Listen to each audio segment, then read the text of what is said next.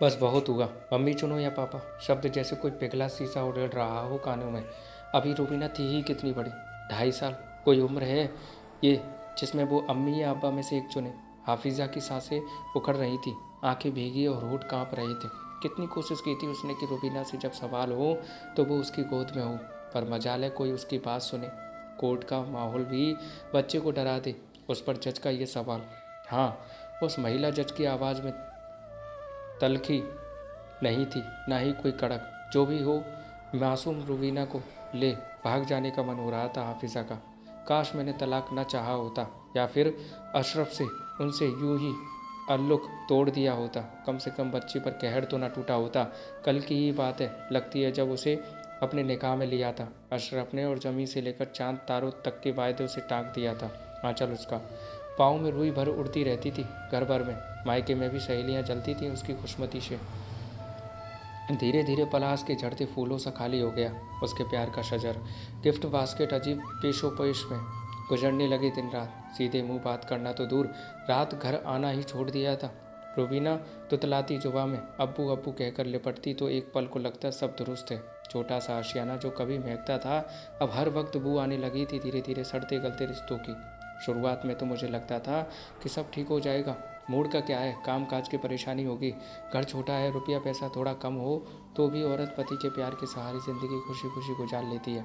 लेकिन झूठ, फरेब, धोखा कैसे सहे कोई? सोच सोच कर खुद को कोसती हूँ। क्यों दूसरे शहर में नौकरी करने की बात पर राजी हुई? तनख्वाह बढ़ने की बात का कहकर अशरफ ने जैसे लॉलीपॉप दिया मुझे। पहले हफ्ते की हफ्ते आता था, आते ही लिपट जाता था मुझसे, जैसे तड़प गया हो कुछ दिन की दूरी में। साथ ही लेके चलने की बात करता था। मैं ही बुद्धि थी जो ना मानी। बस में 2 महीने के ही बात बीते होंगे।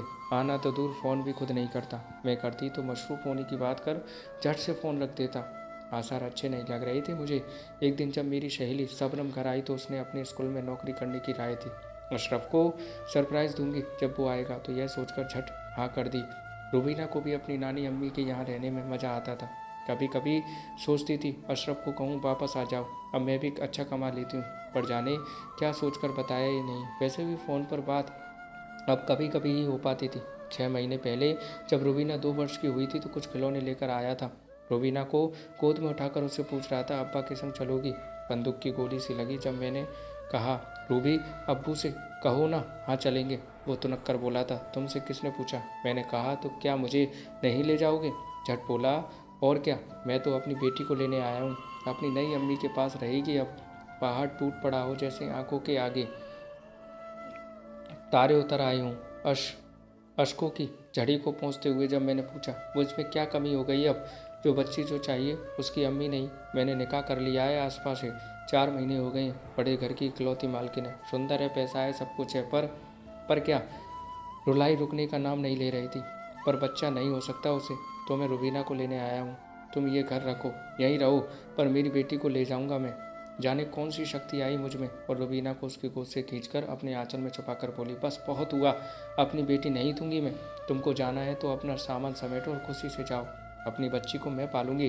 रुबीना की माँ कोई लाचार बेबस औरत नहीं, पढ़ी लिखी कामकाजी महिला है।